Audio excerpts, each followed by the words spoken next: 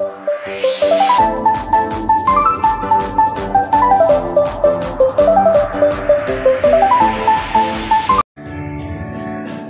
di dalam sorga, berfirmanlah, kami siapkan hati, telinga, pikiran kami untuk mendengarkan suara.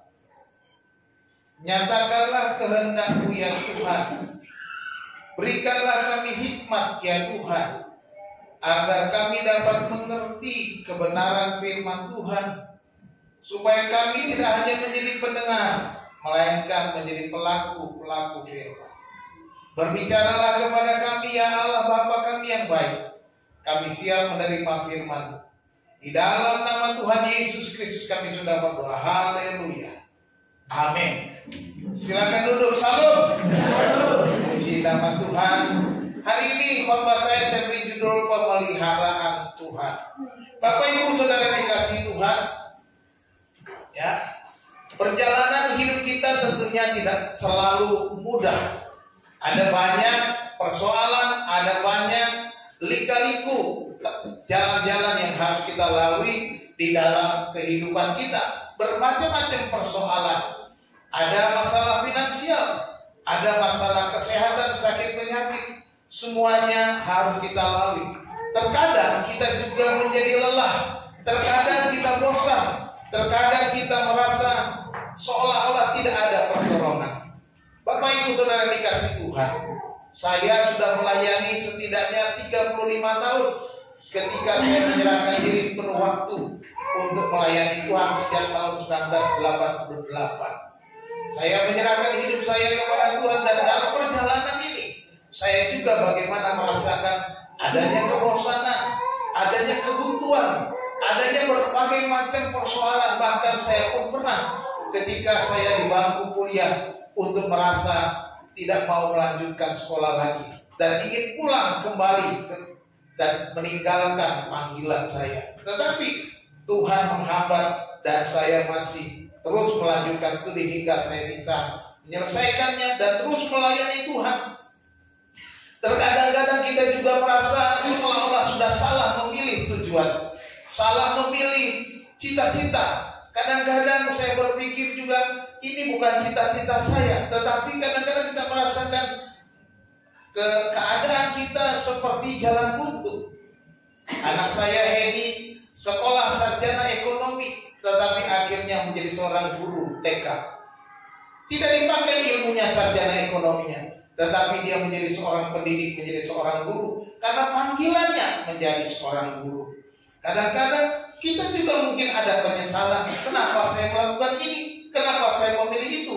Kadang-kadang kita mengeluh, Tuhan, kenapa perjalanan ini terlalu payah, perjalanan saya tidak menyenangkan, bukankah saya mengikut Tuhan. Kita sudah mungkin muncul sumut-sumut di dalam kehidupan kita. Tapi saya mau katakan bahwa Tuhan tidak pernah tinggal diam. Amin. Tuhan memelihara hidup kita. Oleh sebab itu kita akan belajar dari bangsa Israel. Ketika mereka keluar dari Mesir, bagaimana perjalanan mereka? Mereka juga mengalami kebosanan. Mereka merasa menyesal mengikut Musa untuk keluar dari Mesir. Dan mereka marah-marah, bersungut-sungut di dalam perjalanan mereka. Kita membaca dalam Keluaran 16 ayat 11 sampai ayat yang ke-22. Bapak Ibu yang dikasih Tuhan, saya akan membacakan ayat-ayat ini dan Bapak Ibu silakan menyimak dengan Alkitabnya masing-masing. Demikian firman Tuhan dalam Keluaran 16 ayat 11 sampai 22. Lalu berfirmanlah Tuhan kepada Musa, aku telah mendengar sungut-sungut orang Israel. Katakanlah kepada mereka, pada waktu senja kamu akan makan daging, dan pada waktu pagi kamu akan kenyang makan roti. Maka kamu akan mengetahui bahwa akulah Tuhan Allahmu. Pada waktu petang datanglah berduyun-duyun burung puyuh yang menutupi perkemahan itu. Dan pada waktu pagi terletaklah embun sekeliling perkemahan itu. Ayat 14, ketika embun itu telah menguap, tampaklah pada permukaan padang gurun sesuatu yang halus, sesuatu yang seperti sisik, halus seperti embun beku di bumi. Ketika orang Israel melihatnya, berkatalah mereka seorang kepada yang lain, apakah ini? Sebab mereka tidak tahu apa itu. Tetapi Musa berkata kepada mereka, inilah roti yang diberikan Tuhan kepadamu menjadi makananmu. Ayat 16, beginilah perintah Tuhan. Umurlah itu tiap-tiap orang menurut keperluannya. Masing-masing kamu boleh mengambil untuk seisi kemahnya, segomer seorang menurut jumlah jiwa. Demikianlah diperbuat orang Israel. Mereka mengumpulkan, ada banyak, ada yang sedikit. Ayat 18, ketika mereka menangkapnya dengan gomer, maka orang yang mengumpulkan banyak tidak kelebihan, dan orang yang mengumpulkan sedikit tidak kekurangan. Tiap-tiap orang mengumpulkan menurut keperluannya. Musa berkata kepada mereka, seorang pun tidak boleh meninggalkan daripadanya sampai pagi.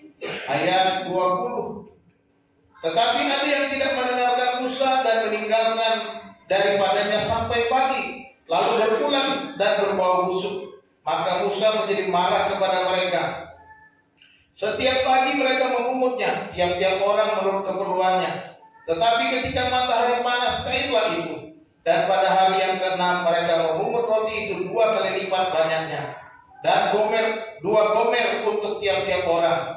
Dan datanglah semua pemimpin jemaah memberitahukan kepada Musa. Bapak Ibu Saudara yang kasih Tuhan, demikian kisah sekilas perjalanan bangsa Israel. Ketika mereka berjalan, mereka sudah melihat mujizat besar, yaitu ketika mereka melintasi Laut Merah, Laut Teberau, menyeberangi laut itu dengan cara mujizat di mana Allah membuka laut dan mereka bisa berjalan di darat.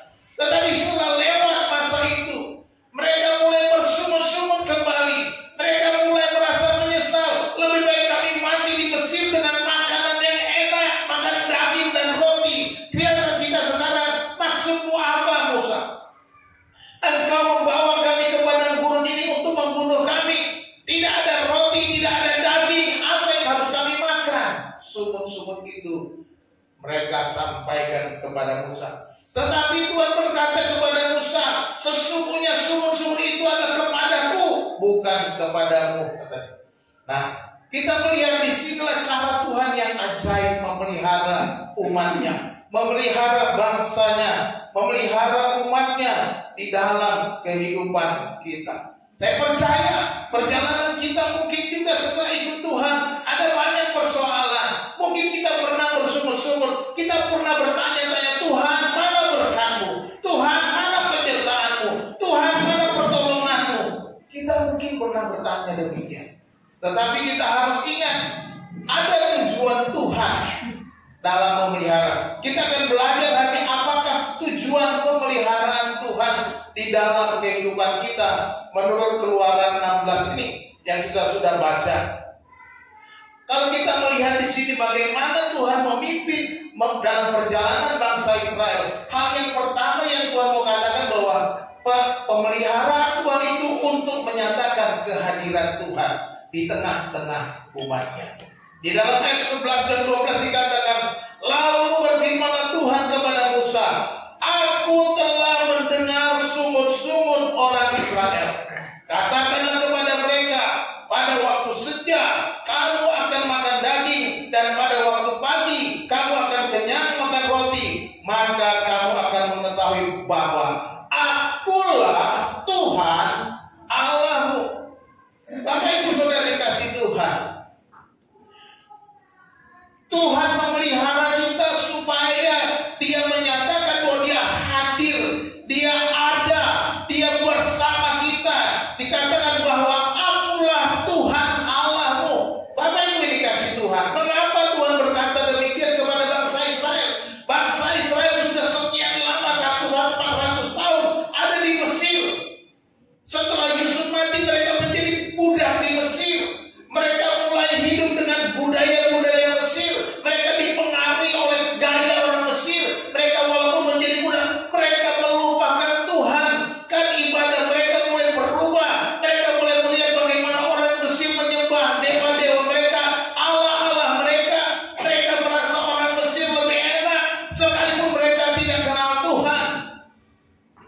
Dan disinilah ketika Allah membawa mereka keluar dari Mesir, Allah mau mengatakan, akulah Tuhan Allahmu. Allah mengatakan bahwa jangan lagi engkau menyembah Allah yang lain, menyembah Allah yang asing. Akulah Yahweh Elohimmu, katanya.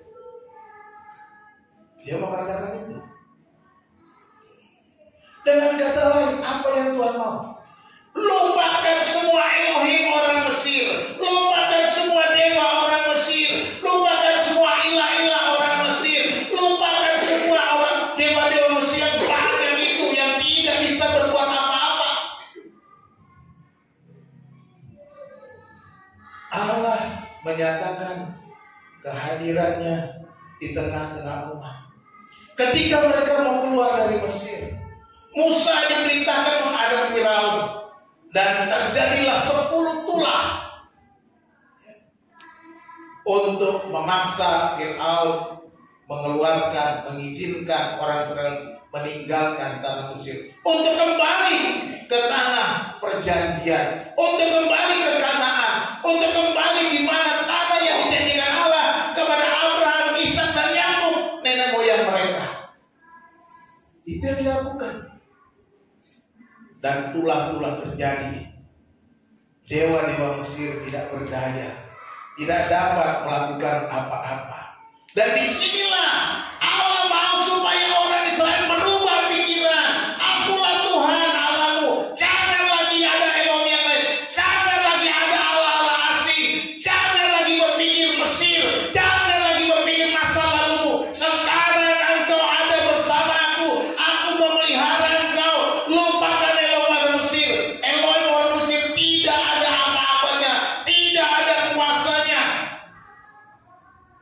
perjalanan memasuki tanah perjanjian menyatakan kehadiran Tuhan di tengah-tengah umatnya.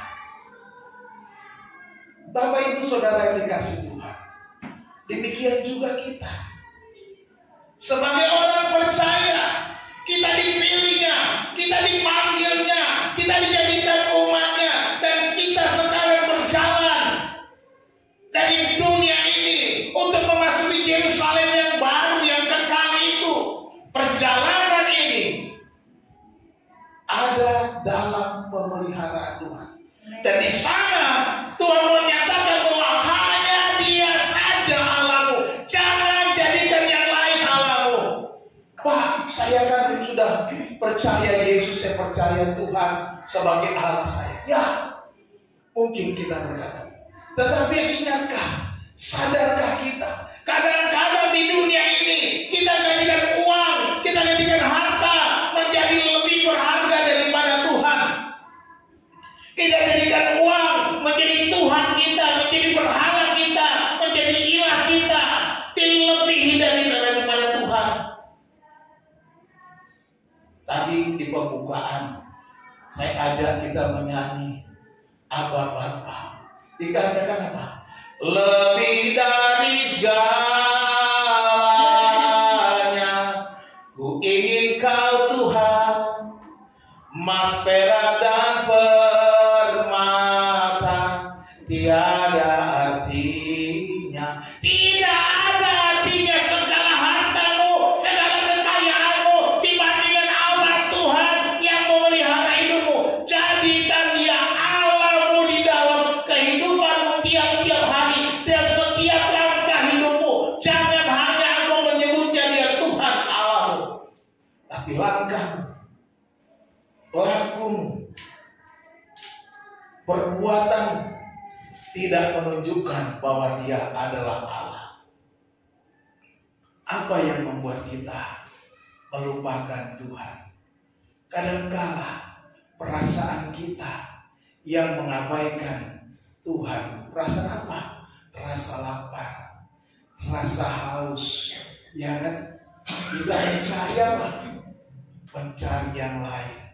Kita mencari jalan keluar sendiri, tidak mau mengandalkan Tuhan. Sedangkan Yesus berkata, berbahagia orang yang haus dan lapar akan kebenaran, karena mereka akan dipuaskan. Jadi kalau saudara lapar dan haus, merasakan kelaparan, jangan cari Allah asing, jangan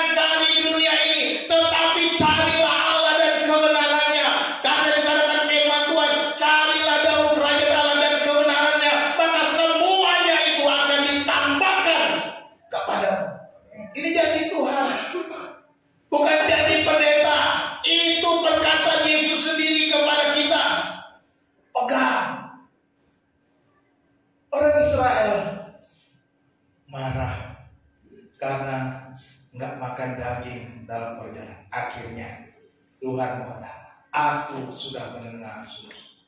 Bahagia Tuhan itu. Sumut-sumut saja didengar Tuhan. Kenapa? Karena kasih Tuhan. Karena kita anak-anaknya. Sekalipun kita mungkin marah sama Tuhan, Tuhan memahami itu. Sama seperti kita melihat anak kita ngambek, nangis guling-guling, tapi kita tetap mengasihinya. Betul nggak? Tetapi jangan begitu terus. Karena kita harus menjadi dewasa. Jangan jadi anak-anak dalam sikap. Ya kan? Minta Tuhan ngamuk-ngamuk, minta Tuhan sumut-sumut, jangan lagi. Itu model anak-anak. Tapi orang yang dewasa secara rohani dia tidak lagi bersumut-sumut. Dia percaya penuh pemeliharaan Tuhan. Dia pegang firman Tuhan. Dia yakini firman Tuhan bahwa hidupnya bukan berdasarkan apa yang dimiliki, tapi berdasarkan firman Tuhan. Sebab kata Tuhan Yesus, manusia tidak hidup dari roti saja, tetapi dari setiap firman yang keluar dari mulut Allah. Ini kita hidup dari setiap firman. Jadi jangan takut. Inilah Tuhan bekerja dengan luar biasa. Akulah Tuhan Allah. Jadi jangan jadikan yang lain Tuhan. Lupakan yang di belakangmu. Seperti Paulus katakan, aku melupakan yang ada di belakangku dan mengarahkan diri kepada apa yang di hadapanku dan berlari-lari untuk mencapai hati, yaitu panggilan surgawi. Itu saja. Fokus pada panggilanmu, fokus kepada panggilan surgawi, fokus kepada Kristus yang adalah juru selamatmu, Tuhan yang memimpin langkahmu, yang menjamin masa depanmu, menjamin masa depan anak-anakmu, menjamin segala harapan-harapanmu. Sebab firman Tuhan katakan, di dalam Tuhan masa depan sungguh ada. Katakan amin. Jadi Tuhan pasti memelihara untuk menyatakan kehadirannya di tengah-tengah kita sebagai orang percaya. Pemeliharaan Tuhan yang kedua tujuannya adalah menyatakan kuasanya. Dikatakan dalam ayat 13 dan 14, pada waktu petang datanglah berduyun-duyun burung puyuh yang menutupi perkemahan itu, dan pada waktu pagi terletak embun sekeliling perkemahan itu. Ketika embun itu telah menguap, tampaklah pada permukaan padang gurun sesuatu yang halus, sesuatu yang seperti sisik halus, seperti embun beku di bumi. Digambarkan di sana, diceritakan yang garis merah, yang warna merah itu tanda itu. Ya. Kita dengan merah-merah di sana. Datanglah berduyun-duyun burung puyuh. Habis itu apa? Pada permukaan padang gurun sesuatu yang halus seperti sisik halus seperti embun beku di bumi. Apa yang kita lihat di sini? Tuhan menyatakan kuasanya. Kuasanya atas apa? Kuasanya atas alam semesta. Kuasanya untuk menggerakkan burung-burung puyuh. Kalau bukan Tuhan yang mengerjakannya, tidak ada burung puyuh berkerumun di tengah-tengah, di sekeliling perkemahan orang Israel pada waktu pagi. Kalau bukan Tuhan yang mengerjakannya, tidak ada roti yang turun dari surga seperti yang sisik yang halus yang beku di bumi. Semua karya Allah. Semua ini kuasa Tuhan, semua ini mujizat Tuhan, semua ini perbuatan tangan Tuhan. Jadi dia memelihara kita supaya menyatakan, aku berkuasa atas hidupmu, aku berkuasa atas alam semesta, aku berkuasa atas segala masa depanmu. Amin. Luar biasa. Dia bisa menggerakkan segala sesuatunya, menyediakan apa yang kita perlukan. Dia bukan saja bisa menyingkapkan laut teberau,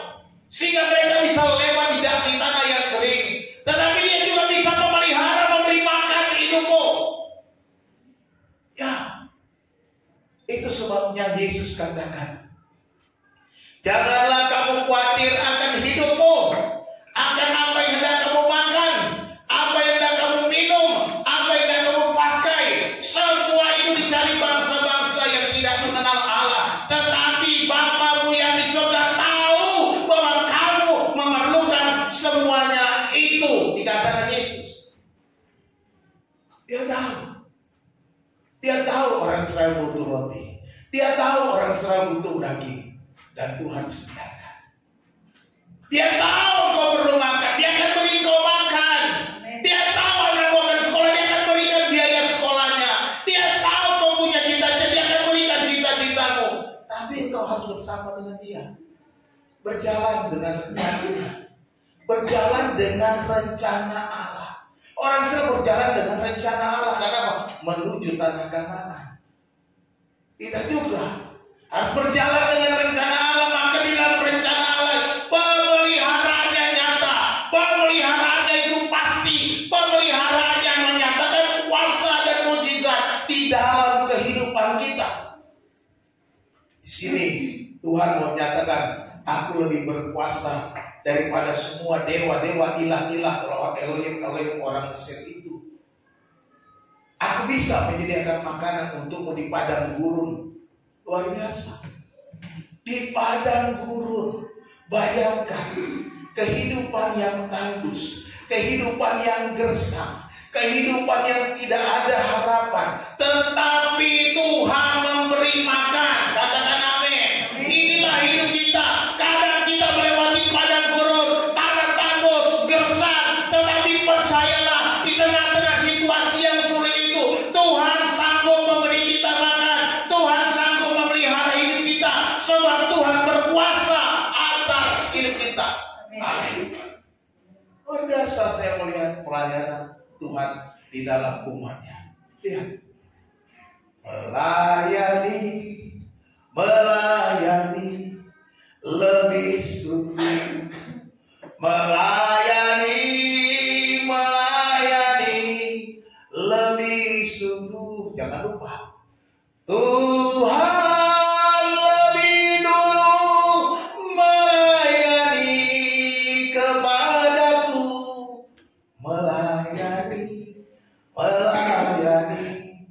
lebih sungguh. Tuhan melayani umatnya. Tuhan melayani kita. Luar biasa. Oleh sebab itu saudara mengasihi Tuhan, mengapa kita tidak mau melayani Dia? Layani Tuhan. Kuasa Tuhan sanggup. Mungkin kita sedang di padang gurun. Saya nggak tahu. Ribka baru saja melewati padang gurun. Ya, saya baru juga melewati padang gurun. Tetapi Tuhan melihara. Ya, penyakit yang dialami ini memang lagi penyakit musim sekarang. Udara kotor. Pneumonia itu termasuk karena masalah cuaca. Udara kotor Jakarta itu. Jadi ada penyakit pernapasan. Ya, begitu saya lewati kena masalah polusi Jakarta. Tapi kita lihat, Tuhan sanggup pelihara. Tuhan nyatakan kuasanya. Tuhan pelihara.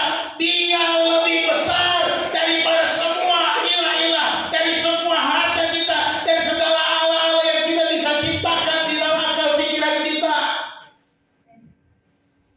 Jangan bergantung kepada dunia ini. Jangan bergantung kepada kekayaan. Karena kekayaan itu, kata firman Tuhan, bisa hilang lenyap dalam sekejap. Ya, kita hanya bergantung kepada Tuhan supaya Tuhan pelihara. Kekayaanmu tetap ada, kekayaanmu tetap dipelihara Tuhan. Amin. Ya, jangan bergantung pada hartanya, tapi bergantunglah kepada Tuhan, karena hartamu akan dijaga oleh Tuhan. Tuhan memelihara supaya kita tahu kuasanya luar biasa. Yang ketiga, Tuhan memelihara kita supaya menyatakan kesetiaan Tuhan kepada kita. Haleluya. Tuhan itu setia. Saya baca ayat 21-22 bagaimana.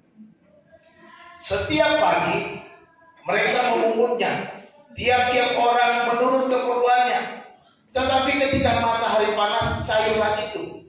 Dan pada hari yang ke-6 mereka memungut roti itu 2 kali lipat banyaknya. 2 gomer untuk tiap orang. Dan datanglah semua pemimpin jemaah memberitahukannya kepada Musa. Bapak Ibu saudara yang kasih Tuhan, perhatikan di situ. Orang-orang memungut menurut keperluannya. Dan hari ke-6 Tuhan perintahkan boleh pungut 2 kali lipat. Yang tadinya sering tiap hari Senin sampai hari Jumat mereka, hari Senin sampai Kamis mereka memungut segomer seorang untuk tiap keluarga. Tapi hari Jumat, tadi Minggu sampai Senin, hari ke-6 hari Jumat mereka memungut 2 gomer untuk seorang untuk makan hari Sabtunya. Apa maksudnya? Ya. Tiap-tiap orang memungut roti itu 2 kali lipat dari biasa. Kenapa? Tuhan mau mengingatkan kesetiaannya. Tuhan setia pada janjinya. Tuhan mau menyatakan, aku setia. Engkau harus lakukan ini. Engkau harus berbuat apa? Oleh sebab itu Tuhan mau supaya umatnya menjaga kekudusan hari Sabat Tuhan. Harus jaga kekudusan hari Sabat. Ya.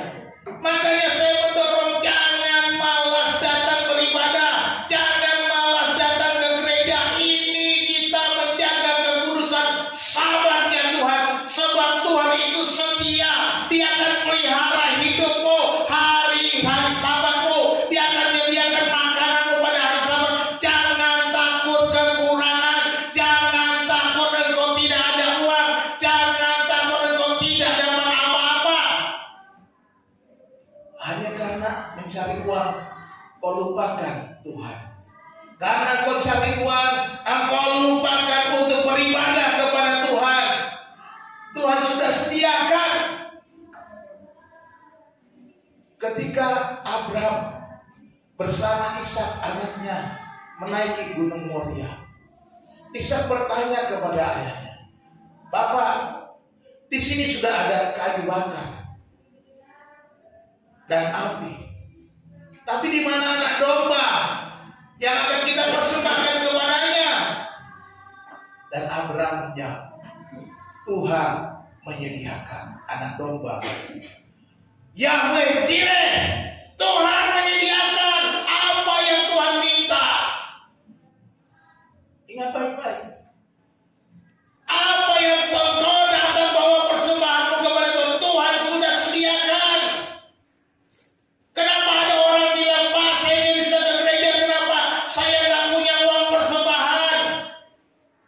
Karena engkau tidak beriman, karena engkau meninggalkan janji Tuhan, karena engkau melupakan kesetiaan Tuhan. Tuhan sudah sediakan, tetapi engkau tidak mau datang membawanya. Tuhan sediakan. Ketika kita membawa persembahan, Tuhan sudah menyediakan apa yang perlu kita bawa di hadapan Tuhan. Tapi kadang-kadang kita mikir, ini buat aku pakai aja, ini buat makan, buat ini dan lain sebagainya. Kita lupa bagiannya Tuhan. Maka selalu katakan, jangan lupa bagiannya Tuhan. Jangan lupa ada bagian Tuhan. Utamakan Tuhan dulu, bagian Tuhan dulu dipisahkan untuk Tuhan. Baru pikirkan perutmu, baru pikirkan masa depan, semuanya pasti beres. Kenapa? Ketika kita utamakan Tuhan, urusan yang lain akan Tuhan cukupkan. Katakan amin. Filipi 4 ayat 19. Allahku akan memenuhi segala keperluanmu menurut kekayaannya di dalam Kristus Yesus.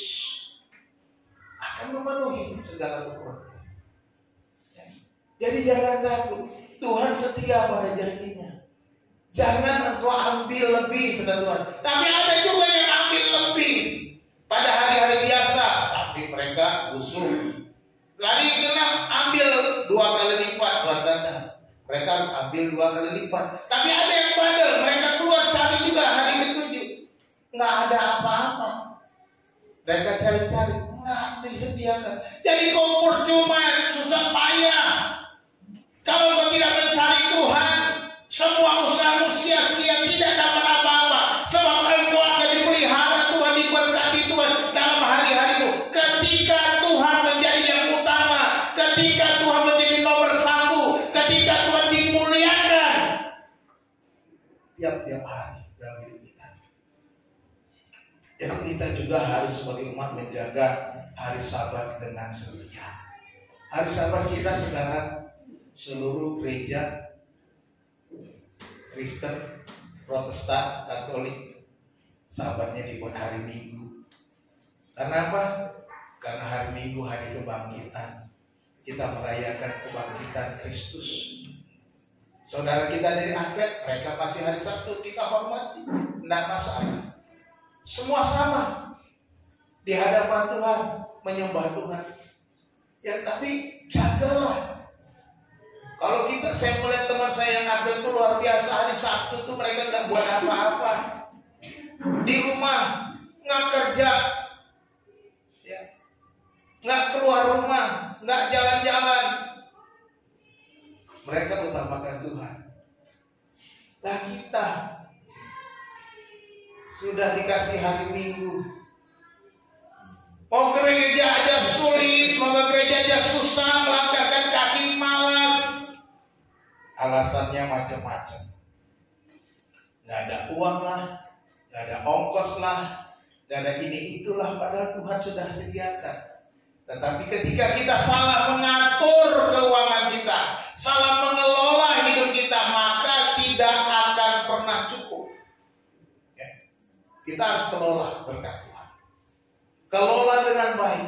Kita dipanggil Tuhan menjadi pengelola setiap berkat.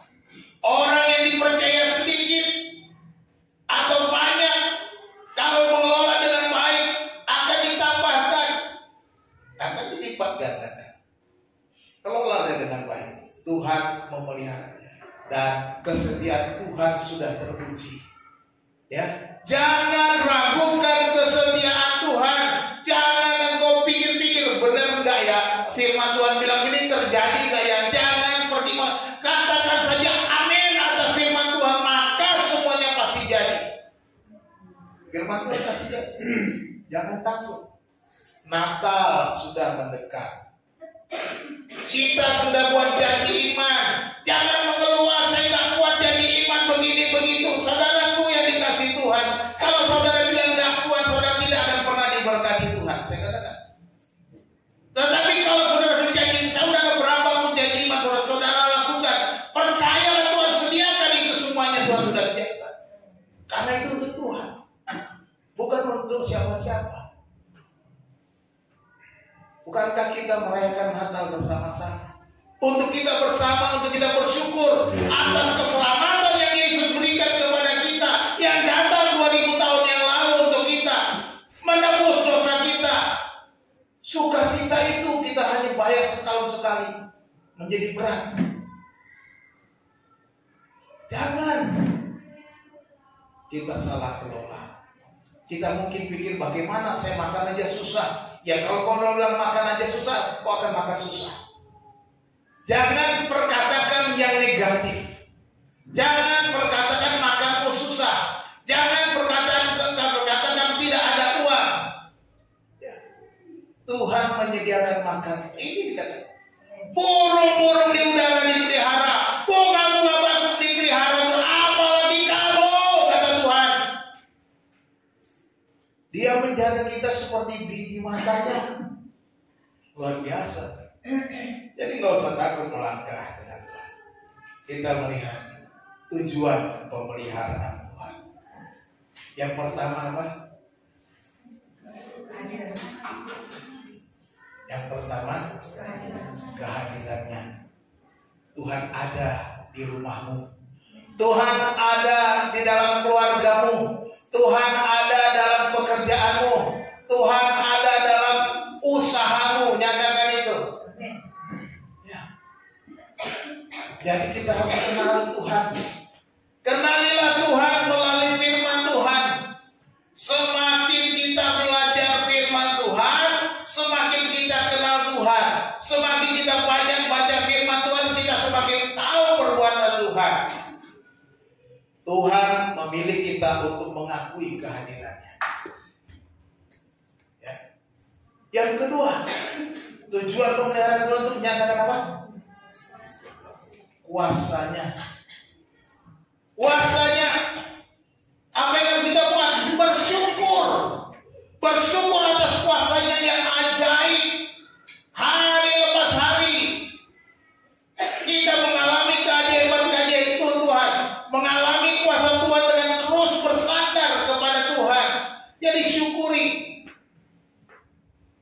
Bersyukurlah. Jangan terus bersumur-sumur. Kita jangan lagi menjadi anak kecil yang bersumur-sumur. Kita harus adalah orang yang dewasa. Dia selalu hidup bersyukur. Mensyukuri semua yang dia terima. Sedikit banyak dia syukuri. Sebab Tuhan akan pelihara.